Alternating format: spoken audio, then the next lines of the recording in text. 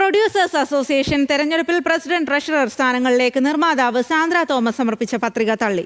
സാന്ദ്ര സമർപ്പിച്ച 3 സെൻസർ സർട്ടിഫിക്കറ്റുകളിൽ 1 പരിഗണിക്കാനാവില്ല എന്നായിരുന്നു വരണാധികാരിയുടെ നിലപാട്. വരണാധികാരി നിലവിലെ ഭാരവാഹികൾക്ക് വേണ്ടി പ്രവർത്തിക്കുകയാണെന്നും പത്രിക തള്ളിയതിനു പിന്നിൽ ഗൂഢാലോചന നടന്നതായും സാന്ദ്ര തോമസ് പ്രതികരിച്ചു. പത്രിക തള്ളിയതിനെതിരെ കോടതിയെ സമീപിക്കുമെന്നും സാന്ദ്ര തോമസ് പറഞ്ഞു. എക്സിക്യൂട്ടീവ് കമ്മിറ്റിയിലേക്ക് ഒഴികെയുള്ള സ്ഥാനങ്ങളിലേക്ക് മത്സരിക്കാൻ കുറഞ്ഞത് 3 സിനിമകളെങ്കിലും നിർമ്മിച്ചതിന്റെ സെൻസർ സർട്ടിഫിക്കറ്റുകൾ പത്രികയോടൊപ്പം സമർപ്പിക്കണം. സാന്ദ്ര തോമസ് പ്രൊഡക്ഷൻ ഹൌസിന്റെ പേരിലുള്ള 2 സർട്ടിഫിക്കറ്റും ഫ്രൈഡേ ഫിലിംസിന്റെ പേരിലുള്ള 1 സെൻസർ സർട്ടിഫിക്കറ്റുമാണ് സാന്ദ്ര തോമസ് സമർപ്പിച്ചത്. എന്നാൽ ഫ്രൈഡേ ഫിലിംസുമായി സാന്ദ്രയ്ക്ക് നിലവിൽ ബന്ധമില്ലെന്ന് ചൂണ്ടിക്കാട്ടിയാണ് വരണാധികാരി പത്രിക തള്ളിയത്. മറ്റാരെങ്കിലും ആക്ഷേപം ഉന്നയിക്കുന്നതിന് മുൻപ് വരണാധികാരി ഈ പ്രശ്നം ചൂണ്ടിക്കാണിച്ചതിനെ സാന്ദ്ര ചോദ്യം ചെയ്തു.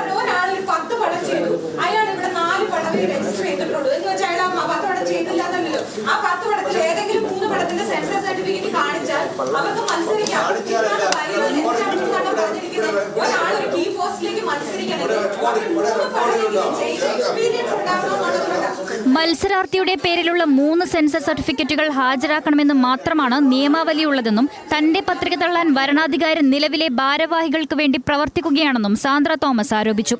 ഇതിനിടെ സാന്ദ്രയുടെ ആരോപണത്തിനെതിരെ നിർമ്മാതാക്കളായ സുരേഷ് കുമാറും സിയാദ് കോക്കറും രംഗത്തെത്തിയത് തർക്കം രൂക്ഷമാക്കി.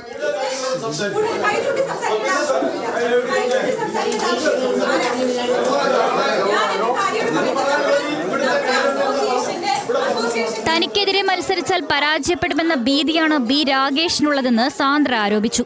പത്രിക തള്ളിയതിനെതിരെ സാന്ദ്ര തോമസ് കോടതിയെ സമീപിക്കും. എനിക്ക് പറയാനുള്ളത് രാഗേഷിനോടും ഈ പറയുന്ന സുരേഷ് കുമാറിനോടും ഒക്കെ മത്സരിച്ച് തോപ്പിച്ച് കാണിച്ചതാ. ഞങ്ങളെ മത്സരിച്ച് തോപ്പിച്ച് കാണിച്ചതാ. അതല്ലേ ആണത്തം എന്ന് പറയുന്നത്. അവിടെ കയറിയിരുന്ന ഞങ്ങൾ പുരുഷന്മാരാണ്, ഞങ്ങളുടെ ഇവിടോട്ട് സ്ത്രീകൾ വരണ്ടെന്ന് അവർ പറയുമ്പോൾ ഞങ്ങളെ മത്സരിച്ച് തോപ്പിച്ച് കാണിച്ചതാ. എന്നാൽ ഒരു സിനിമ നിർമ്മിച്ചാൽ മാത്രം മത്സരിക്കാവുന്ന എക്സിക്യൂട്ടീവ് കമ്മിറ്റിയിലേക്ക് സാന്ദ്രയ്ക്ക് മത്സരിക്കാനാകും. ന്യൂസ് മലയാളം, കൊച്ചി.